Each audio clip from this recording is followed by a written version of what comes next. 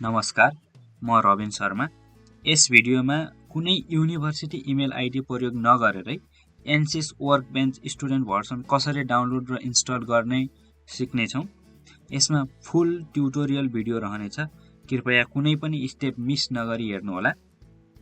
Install गर्दा एउटा step मात्र तलमाथि भयो भने न त सफ्टवेयर युज गर्न नै मिल्छ न त सजिलै अनइन्स्टल गर्न सकिन्छ। अब लागौँ भिडियोतर्फ। आफ्नो कम्प्युटरमा भएको कुनै पनि ब्राउजरमा जानुहोस्, त्यसमा एन्सिस टाइप गरी सर्च गर्नुहोस्। एन्सिस इन्जिनियरिङ सिमुलेसन सफ्टवेयर भनेर टपमा आउनेछ, त्यसमा क्लिक गर्नुहोस्। त्यसपछि स्टुडेन्ट्स एन्ड एकाडेमिक भनेर हेडरमा देखाउनेछ, त्यसमा क्लिक गर्नुहोस्। थोरै तल स्क्रोल गरिसकेपछि एजुकेटर्स, स्टुडेन्ट्स, रिसर्चर्स भनेर देखाउनेछ। हामी स्टुडेन्ट भर्सन डाउनलोड गर्दैछौँ, सो स्टुडेन्टमा गएर लर्न मोर गर्नुहोस्। त्यसभित्र गएर तपाईले चाहिने टुल फ्रीमा डाउनलोड गर्न सक्नुहुनेछ। अहिले चाहिँ एन्सिस स्टुडेन्टमा गएर फ्री डाउनलोड नाउमा क्लिक गर्नुहोस्। तपाईको इन्टरनेट स्पिड अनुसार केही टाइम लिएर डाउनलोड हुनेछ। अब डाउनलोडेड जिप फाइलमा आउनुहोस्। राइट क्लिक गरेर एक्सट्र्याक्ट हियर गर्नुहोस्। एक्सट्र्याक्ट हुन समय लाग्नेछ।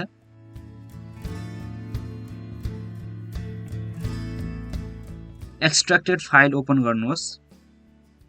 त्यसमा सेटअप फाइल छ, त्यसलाई राइट क्लिक गरेर रन एज एडमिनिस्ट्रेटर गर्नुहोस्। एउटा पपअप मेसेज आउनेछ, यस गर्नुहोस्।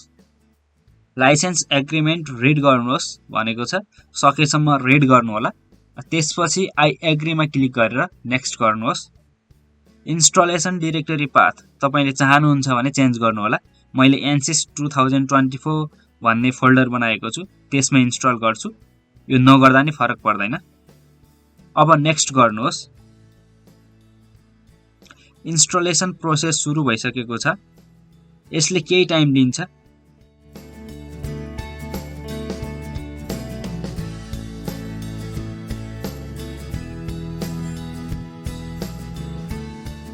इन्स्टल भइसकेपछि एक्जिट गर्नुहोस्। अब कम्प्युटरको सर्च बारमा गई एन्सिस सर्च गरेर ओपन फाइल लोकेसन गर्नुभयो भने त्यहाँ एन्सिस वर्कबेन्च पाउनुहुनेछ। तपाईको सजिलोको लागि कपी गरेर डेस्कटपमा राख्न सक्नुहुनेछ। म डेस्कटपमा नै राख्छु।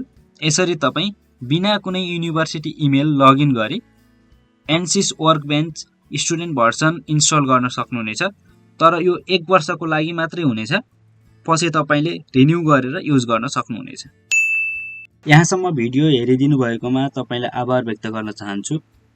तपाईको लागि यो भिडियो युजफुल भए लाइक शेयर गरिदिनु होला।